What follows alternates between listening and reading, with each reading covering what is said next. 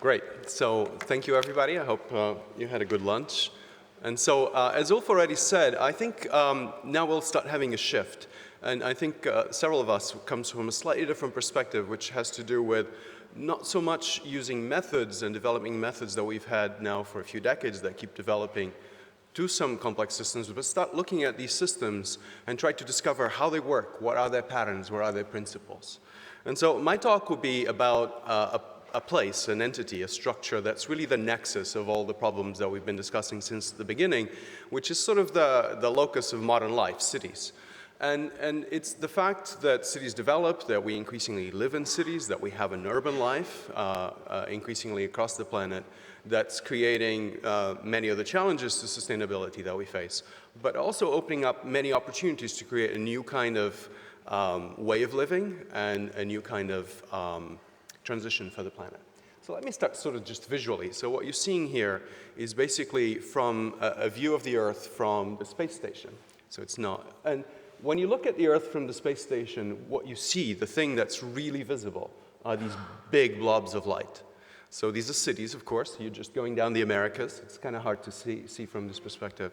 But this is sort of the most spectacular thing about the Earth now. It's really an amazing transition. You know, the Earth's coming, to light in some sense, alive in this way. And it's probably a transition that is as significant as any of the major transitions that we've had in biology and geology of the Earth. It's really a transition in which we, humans, have become sort of quite different, social and urban species.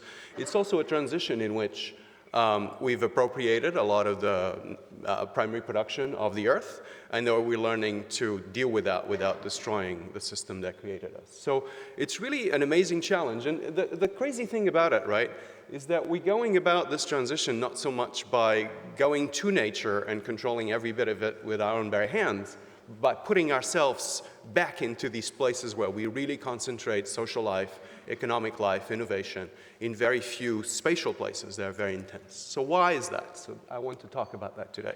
So there are many sort of obvious answers, and I want to start there. The first obvious answer, when you look at economics, so what you see here is basically GDP per capita versus rate of urbanization for different nations, is that cities are sort of the backdrop, the place where economic growth happens, as we understand it. So as you see here, there are several features there I'm not going to describe in great detail, but what you see is that these curves tend to go up with urbanization, so that basically describes a growth in wealth, but also in human development, that this quantity is just GDP doesn't necessarily measure. But you see that cities are necessary, but also not sufficient. If you look at Brazil, you see that you have urbanization without growth, in this case, for example. So, but this is the only way that we know how to create economic growth. So there is no economic growth that we know how to create without cities. Okay, so cities play an important and somewhat mysterious role because the way this economic growth is happening is different in different places. It requires different industries, different knowledge. But nevertheless, this is sort of the way it happens, the backdrop. Of course, the other side of this is that as we grow economically and develop our lives in many ways, we're also consuming more energy. And with present technologies, we're just emitting more carbon and creating many of the problems of pollution and, of course, climate change that this entails. So this is just a paper, a recent paper. There are many papers a little bit like this that try to measure the causal relations between urbanization, carbon emissions, energy use, and economic growth. But basically what is found is that the causality of these aspects of development are entangled. They go both ways. So the question really is, all that is happening is wonderful in many ways, but how can we just have the good pieces of it and not have the bad ones? And in some sense, the question is ultimately a scientific question. The question is, can we understand this process well enough that we can take it, we can guide it such that we can get the good things and not so many of the bad things. So my talk will be predicated on that, but also on what are the processes that go on in cities, that make cities, and how is it that we understand them well enough such that we can change them for our own benefit and the benefit of the planet. Okay, so my talk was not going to be about this. Naki showed you this kind of plot. This is sort of the standard, most famous plot, sort of a cartoon, as you can see, of urban metabolism. It's basically an input-output model, very detailed. It was done originally for Brussels. This has then since been done for many other cities, but not all cities. And this is basically an accounting model. It's very important to do, but it's not what I want to do. So just what I want to do is to show you and try to understand why is it that a city requires energy and other resources, and what is it doing with it? And by that point of view, then you might be able to say, oh, in this context, we'll use more gas or more carbon, and if it has a sufficient, we'll do this or that. So I want to understand the mechanism rather than sort of the detailed form. The detailed form is very important for policy in specific places. Okay, so in the interest of just getting to the point, I want to leave you my conclusions and then go and try to develop the argument. So I want to leave you with two messages. The first one is that cities and urbanizing societies need to be understood as systems, but when you understand them as systems, when you approach them as systems, so when you think about them as economic, social, spatial, geographic systems, energetic systems, they become actually simpler, not more complicated.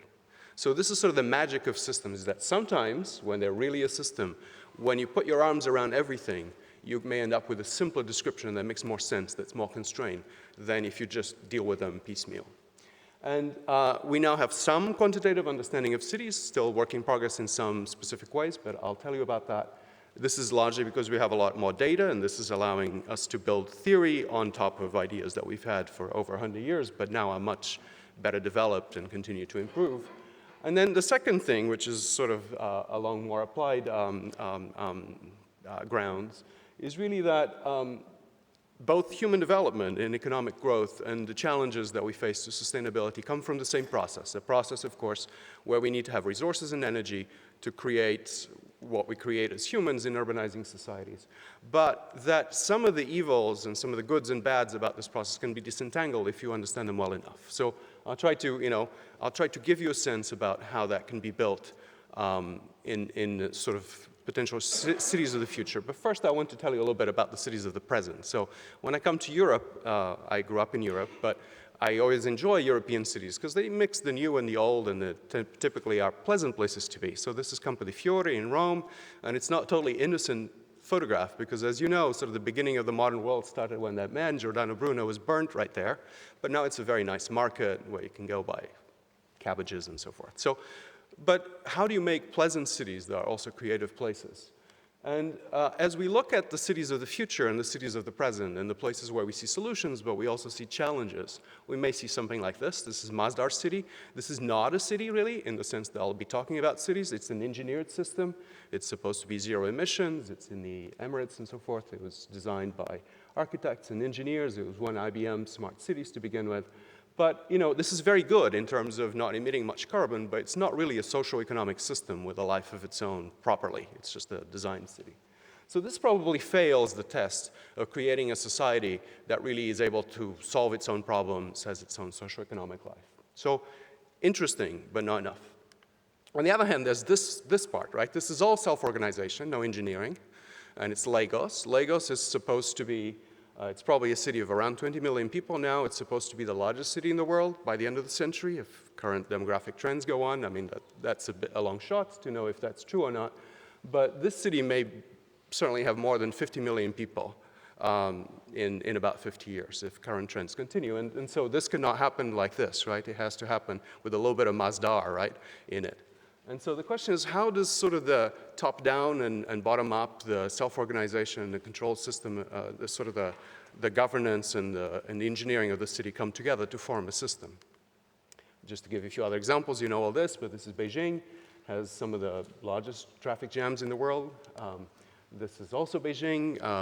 Air pollution, of course, Mumbai and in particular Delhi are now much worse than Beijing. And this is Rio, and it's basically a favela.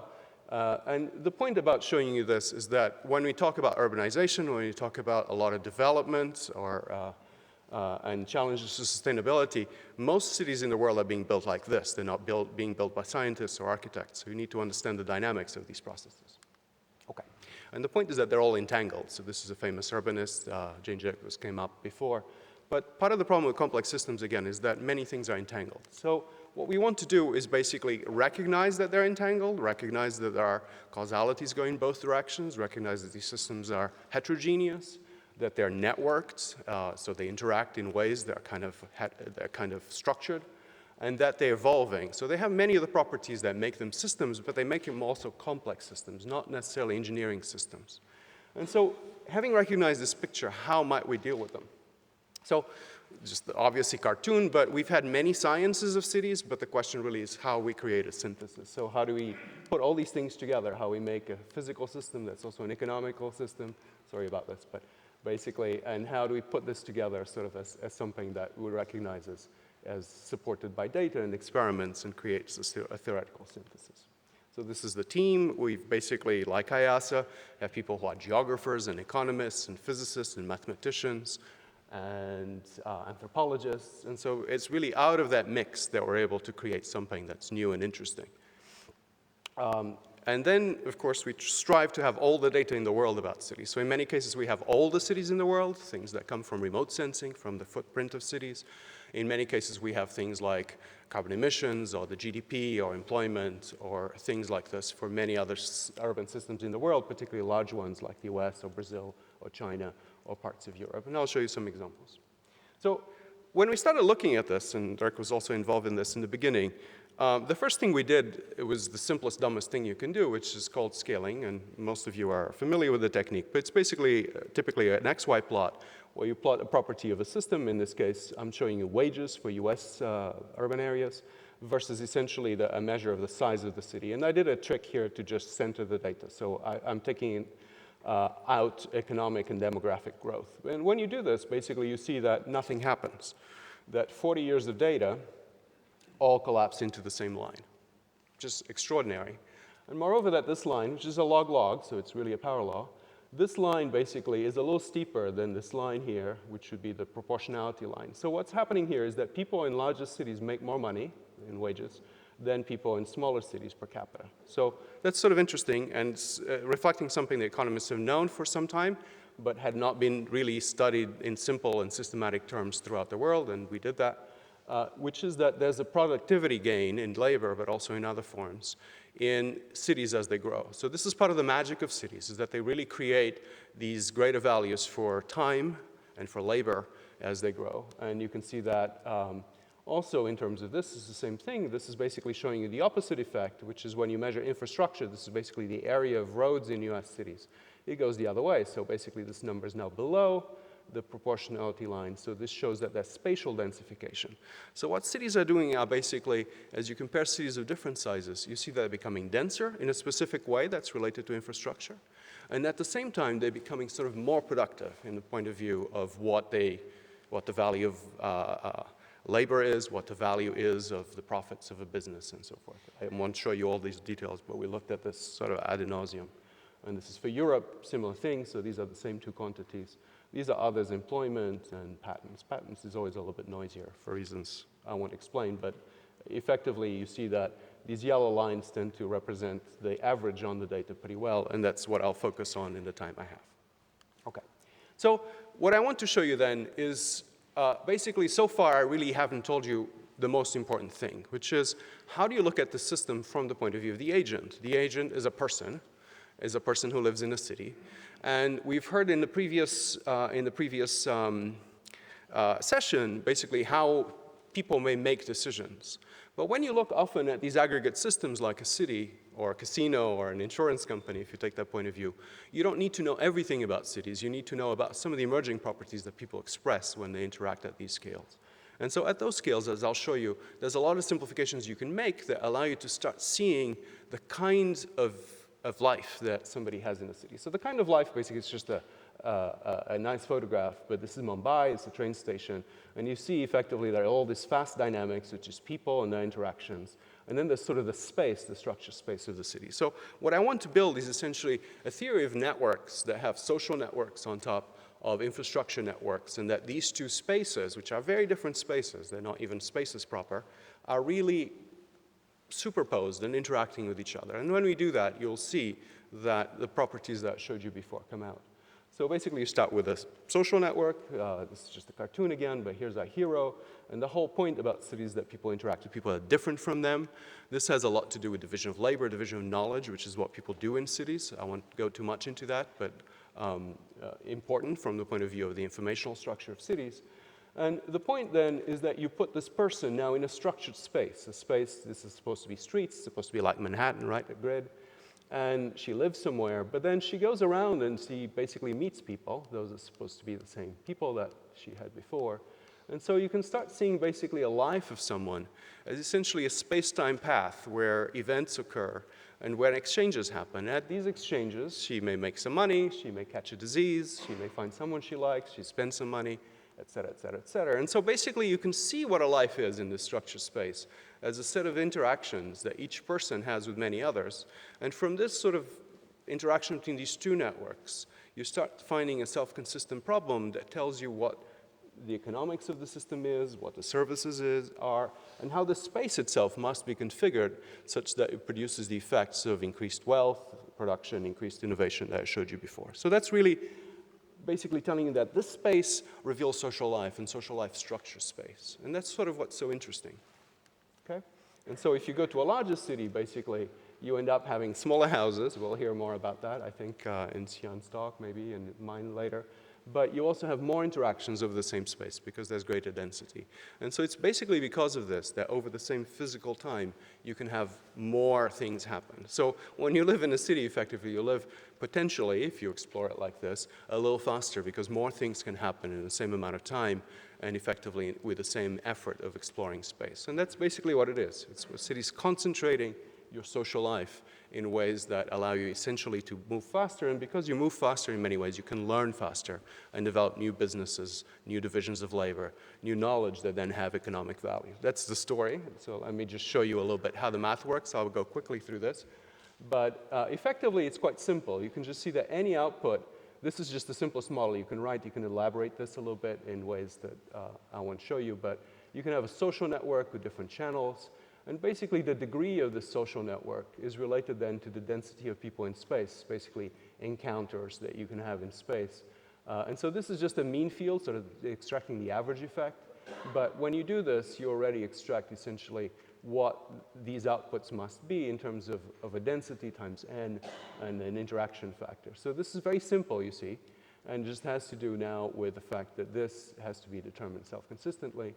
And so that can be done, again, it can be done in greater detail, but the point is that the fact that you have a mixing population, people that can interact, and then people live in space, and that has costs of moving through space, forces basically a bound state problem if you're a physicist, or an equilibrium if you're an economist. These are equilibria that people have explored in previous models, that tells you how the area goes with population, and then tells you that if you have a kind of network like streets and so forth, that this area gets a little bit changed to have an exponent that's more like this. It's elaborated in terms of these parameters, but that's the expectation. And so in the end, you get these parameters that are the ones that you tend to see in data. Okay? And you can also see, because you have now a network of streets and you have flows that have to do with how people get and move around, get things and move around in this space, you can tell a lot about the properties of these flows. And from this, then, you get interesting things like, for example, that the energy expended in all these flows to move everything around to you and for you to move to things is supposed to also be essentially superlinear, like to be like those 7/6. So this is actually the conundrum, is that by creating this system, you're creating a system that needs to go faster, that's more dissipative, but it's also more productive. And that, in a way, is basically what I showed you to begin with in terms of carbon emissions and economic growth being the same thing. Okay? And this is basically, I just thought I'd show you because this is sort of my version of a tipping point, if you want, or a point that's in equilibrium, but that could tip if it goes to these red ones. It's just shown upside down. Basically, it shows that the city is most productive in terms of combining benefits and costs, adjusting its spatial structure to its socioeconomic structure by doing this, but then it can become unstable if it becomes too undense or too dense, or if people become too criminal or too negative. So, you know, there's some math that predicts all kinds of things, and now I just want to go a little quicker as to what it predicts. It predicts all these properties of the networks that you see, the social networks in terms of having more connectivity. This connectivity are now friendships. They're just basically functional things, people you buy coffee from, somebody that fixes your car, somebody who's your doctor. But then also things like land value, they are a little bit different. And land value will compound actually these two effects of densification of space and increased wealth in a way that's interesting, and I'll show you in a second. And I think Xian is going to show you more about that. So here's basically trying to confirm the social interactions effect using cell phone data. This is for Portugal and England. We've done a bunch of other countries since. But we didn't know that this happened, and really came from looking at the theory. These are home prices, very interesting. So it's in the US. It's kind of, you see that property prices have this curious effect that they grow faster than incomes, just as predicted. And this eventually makes the center of cities grow taller, because you have to build basically in height to make up for the fact that property is getting really expensive. So you need to create more floor space per unit land. So the city starts acquiring this sort of three-dimensional profile. And for example, in terms of air pollution, this is sort of new data, it's not very good, but you still seem to have, so the yellow line is sort of what the theory predicts, the red line is a little lower. But we're starting to look at this data to see if you find these effects of pollution, maybe carbon. Carbon's been very controversial, so I'm not showing you. But some data sets show it's superlinear, some show it's sublinear, so the jury's still out. But we seem to see many measures that indicate this intensification of activity that requires energy and intensification of socioeconomic outputs. Okay, and then the fact that these networks, as they become dense, basically they need to go underground and overground. So this just shows you photos of that. And if you hadn't thought about it this way, this is why it needs to happen, basically, because the networks of infrastructure are growing faster than land area. So in the parts of the city that are dense, they need to basically go into the third dimension. So, and this is Rio before they actually did the engineering. So it's a bit like Lagos, but you see what happens before. It's the reminiscent, the sort of the fossil of the city being formed, but not yet being managed. Okay. So a lot of what we're doing now is really to try to understand this increasingly from the point of view of individuals. And individuals that facing the greatest challenges of sustainability and development that characterize sort of the transition that we've been talking about. So a lot of our work, more applied work, is really to work in slums. This is a place, a township in South Africa. And so, this is typical what happens. It's a very dense neighborhood, has about 2,000 people, and all the services that the city gave them are essentially at the borders of the city, of the neighborhood, I'm sorry. And so part of what we've been trying to understand is what is the structure of this space? This space is not like the space I showed you, because the network is not coming to people in the same way.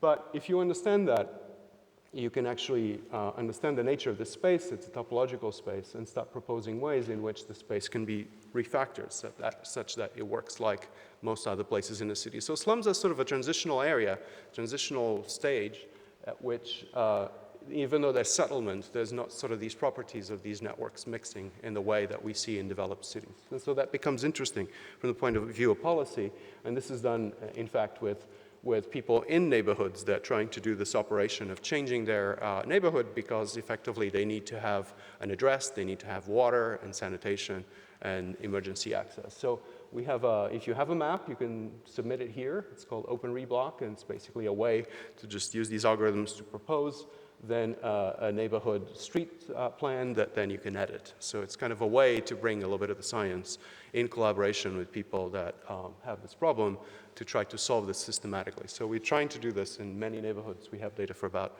8,000 neighborhoods. Not all of them have maps, but this is becoming sort of an interesting way in which you make contact between the problem and the science.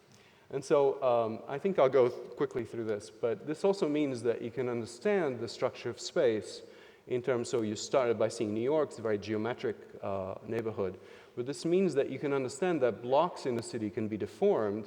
So this is sort of a topological transformation, much like a mug is a donut, to create cities that look different spatially, but essentially have these same properties of the relationship of the network to each place of each house or each place of work. So this is sort of interesting because it's starting to tell you when it is that the space of a city is in this class. It's an equivalence class of topologies in which a place perhaps like Dharavi, which is a big slum in Mumbai, is effectively at some level parts of it in the same class as perhaps a part of suburban Las Vegas. So it becomes interesting when that's true and when that's not.